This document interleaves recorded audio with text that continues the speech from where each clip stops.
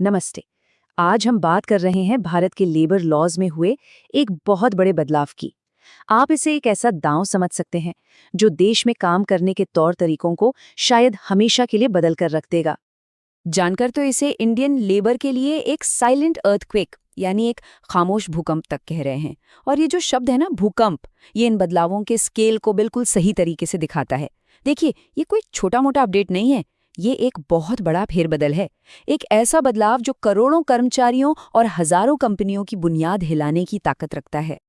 तो ये रिफॉर्म आखिर है क्या? चलिए इसको ऐसे समझते हैं। सोचिए, 29 अलग अलग पेचीदा पुराने लेबर लॉज जो दशकों से चले आ रहे थे, उन्हें अब समेटकर सिर्फ 4, जी हाँ सिर्फ 4 सिंपल कोड्स में बदल दिया गया है। तो ये सिर्फ चीज़ों को आसान बनाना नहीं है, बल्कि ये पूरे सिस्टम को आप कह सकते हैं जीरो से बनाने की एक कोशिश है। तो चलिए अब इस खामोश भूकंप की गहराइयों में उतरते हैं और देखते हैं कि मामला क्या है। 21 नवंबर 2025 ये वो तारीख है जब से भारत में काम करने की बुनियाद को अब कह सकते हैं एक नई परिभाषा दी गई है। लेकिन इसका असल में मतलब क्या है, आइए समझने की कोशिश करते हैं। अब सवाल ये उठता है कि इतना बड़ा बदलाव करने की जरूरत ही क्यों पड़ी। देखिए, इसका मकसद था कि जो अंग्रेजों के जमाने के पुराने उलझे हुए कानूनों का जाल था ना, उसे हटाकर 21वीं सदी की इकोनॉमी के लिए एक मॉडर्न और आसान सिस्टम बनाया जाए।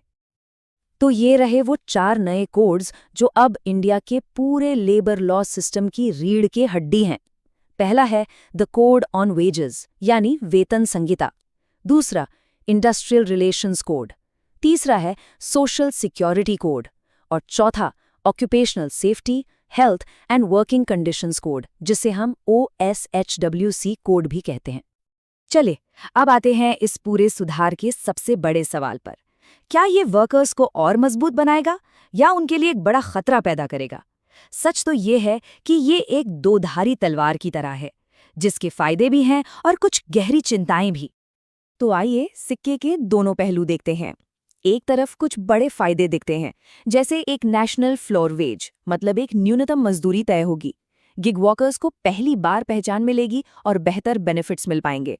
लेकिन दूसरी तरफ कुछ गंभीर चिंताएं भी हैं, जैसे कंपनियों के लिए कर्मचारियों को निकालना आसान हो जाएगा। हो सकता है कि हाथ में आने वाली सैलरी कम हो जाए, और ये भी डर है कि इन कानूनों को ठीक से लागू ही न किया जाए। अच्छा, वर्कर्स के लिए कुछ नए प्रोटेक्शंस भी लाए गए हैं, जैसे गिग और प्लेटफॉर्म वर्कर्स, मतलब जो लोग ऐप बेस्ड सर्विसेज में काम करते हैं, उन्हें अब सोशल सिक्योरिटी के दायरे में लाया जाएगा। जो लोग फिक्स टर्म कॉन्ट्रैक्ट पे हैं, उन्हें सिर्फ 1 साल काम करने के बाद ही ग्रेच्युटी मिल सकेगी।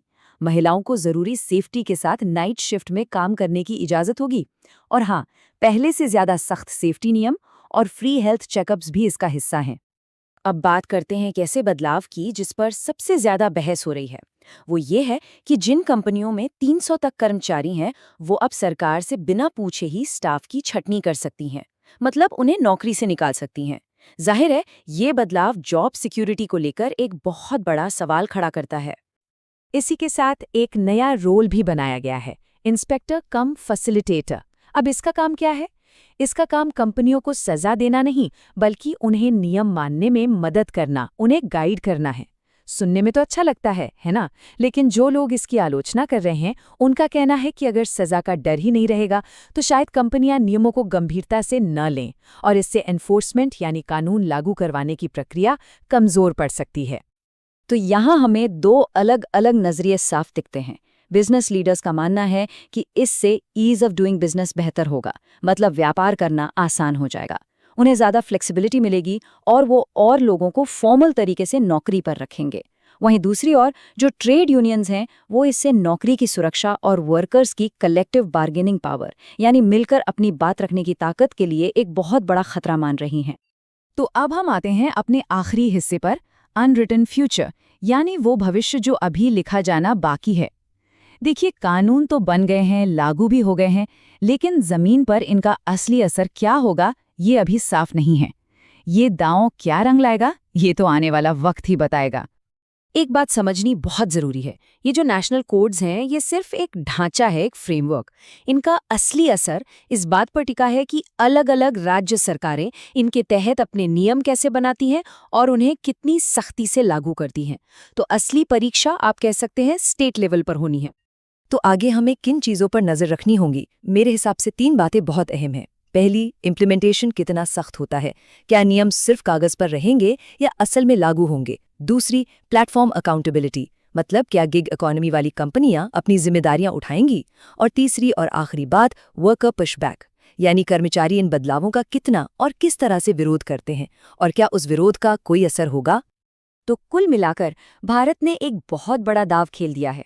लेकिन सबसे बड़ा सवाल वही है, क्या इस खेल में कर्मचारी और बिजनेस दोनों की जीत होगी?